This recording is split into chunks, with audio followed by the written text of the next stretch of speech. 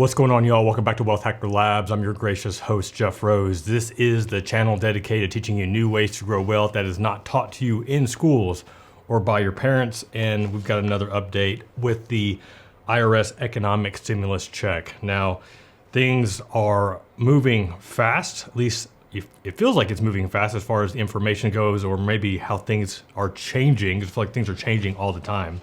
But what is not moving fast enough for many of you is trying to figure out, when are you actually getting your check? I'm still seeing people commenting on social media, getting that payment status not available that I talked about in yesterday's video. The frustration is there. Some people have got the notification that their physical check is going to be mailed out April the 24th. Still remains to be seen if that actually is going to happen. But what today I really wanted to focus on was looking at the key differences between the $1,200 stimulus check, which has already passed, compared to the $2,000 monthly check that is being proposed in Congress right now. This has to be voted upon. I'm sure there's going to be a lot of heated arguments in Congress between the Republicans, the Democrats, the left and the right, on whether this is going to pass, how this is all going to unfold. But for those that still want to know more information on how does this compare, how does the first one that is already passed, even though it's passed and you haven't got a check yet, as opposed to the $2,000 one that's being proposed. And I just want to identify what are the four major differences between the two. So the first major difference is the $1,200 payment has already been signed into law. Like, this thing is already passed.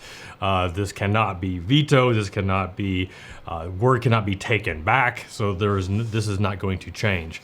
The $2,000 payment, which is being proposed, and I've seen this being proposed as a annual payment. So basically you're gonna get $2,000 a month for the entire year. I've also seen it being proposed on a smaller scale up to 6 months. But this is just a proposal. This is just something that has been brought into Congress. Two different representatives brought that into Congress as an option, as a potential solution for everybody that is hurting. Now, obviously this came out, I think about a week or so ago, and at that point in time, states hadn't lifted the quarantine on businesses, small businesses, and what we're starting to see now is that states are now saying that not all states, but some states are saying at the end of this month, April, that they're going to start allowing certain small businesses to reopen. Now, obviously, different states are going to have different rules depending on that. So if that's going to happen, and we don't see another uptick on coronavirus COVID-19 cases, then this $2,000 proposed stimulus package, this could either not fly or it could be reduced in some way somehow.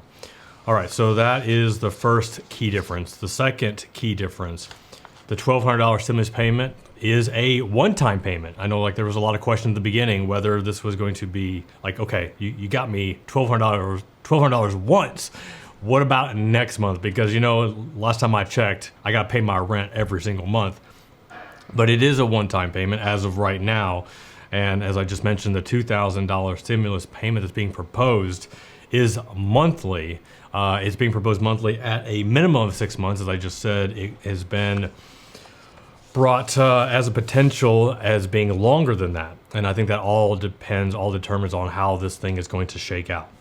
All right, so the third key difference, and this is for college students, disabled persons who were not eligible for the $1,200 payment. And I know that there were many of you that just didn't quite understand what was going on. I actually had somebody, I believe it was on Twitter, shared that I think they were living at home. I think they were 17.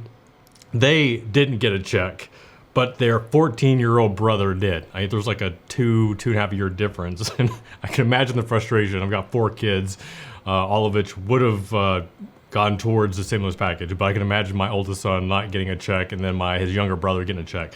I mean, if I was a kid, if I was a minor, I'd be irate. So how this is being proposed, in that case, with the new $2,000 proposal, is that the college students would get that $2,000 a month.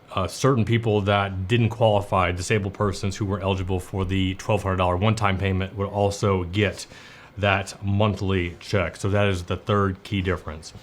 And fourth, the other fourth difference is the income limits. With the $1,200 stimulus package that has passed, it was basically at $75,000. If you started making more than that, you started to get phased out.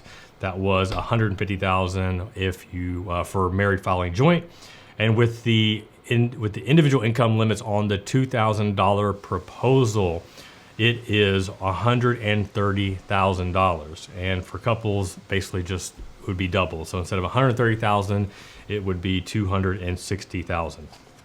And those are really right now like the four key differences in regards to the payments that people receive. There's still a lot of information to go with, rent payments and unemployment and other factors like that. And I would actually like to discuss that in another video. But as of right now, this is as of today or yesterday. These are the four key differences on, this $2,000 stimulus check and that's being proposed. As far as like my thoughts on this, is this thing really going to happen?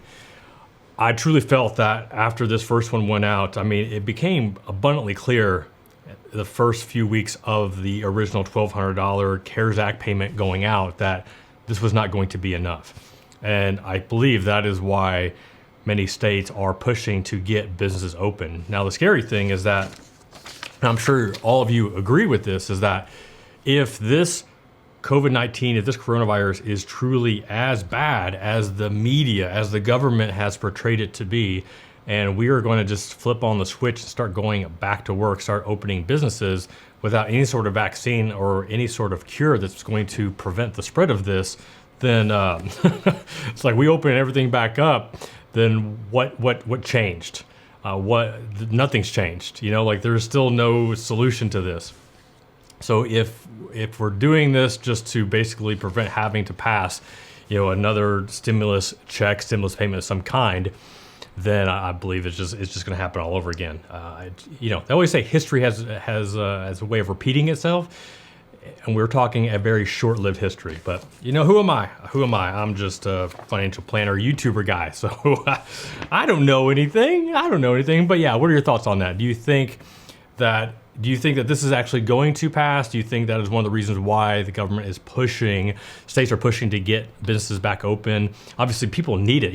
People need the jobs. But what has changed? What has changed with COVID-19, coronavirus, just how crazy it is, how contagious it is? I'm just kind of left shrugging my shoulders, wondering what in the world that means.